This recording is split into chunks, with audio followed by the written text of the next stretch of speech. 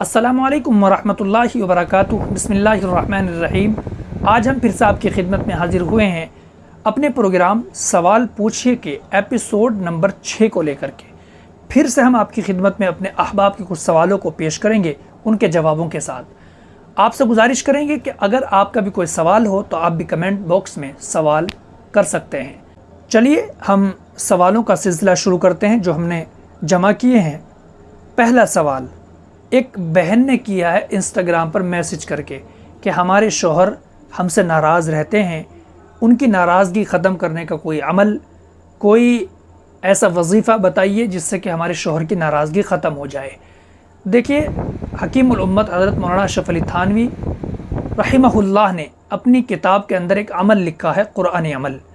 بہن آپ اس عمل کو کیجئے، انشاءاللہ آپ کے شوہر کی ناراضگی ختم ہو جائے گی۔ کرنا یہ ہوگا کہ ایک آیت ہے، اس آیت کو پڑھ کر چینی پر دم کرنا ہے اور اس چینی کو چائے میں یا شربت وغیرہ میں پلا دینا ہے، انشاءاللہ ناراضگی ختم ہو جائے گی۔ لیکن یاد رکھیں ناجائز اگر ارادہ ہے تو پھر یہ عمل اثردار نہیں ہوگا۔ وہ آیت کیا ہے؟ وہ آیت ہے وَمِنَ النَّاسِ مَن يَتَّخِذُ مِن دُونِ اللَّهِ أَندَادًا يُحِبُّونَهُمْ كَحُبِّ اللَّهِ وَالَّذِينَ آمَنُوا أَشَدُّ حُبًّا لِلَّهِ وَلَوْ يَرَى الَّذِينَ ظَلَمُوا إِذْ يَرَوْنَ الْعَذَابَ أَنَّ الْقُوَّةَ لِلَّهِ جَمِيعًا وَأَنَّ اللَّهَ شَدِيدُ الْعَذَابِ۔ یہ آیت ہے، یہ آپ عمل میں لائیے۔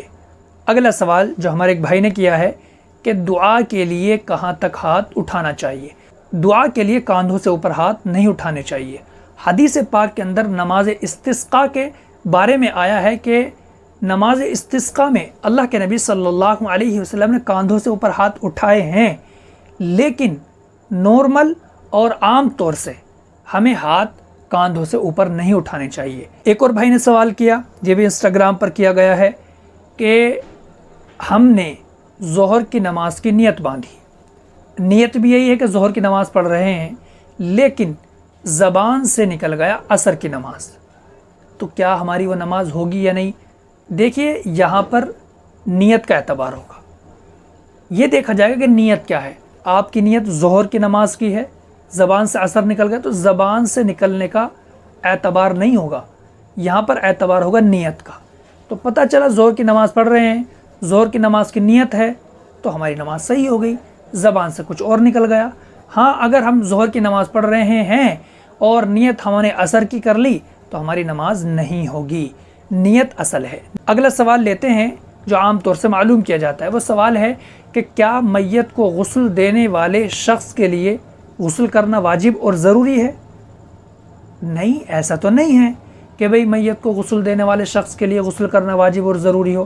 ہاں مستحب ہے اس کے لیے غسل کرنا، لیکن ضروری اور واجب نہیں ہے۔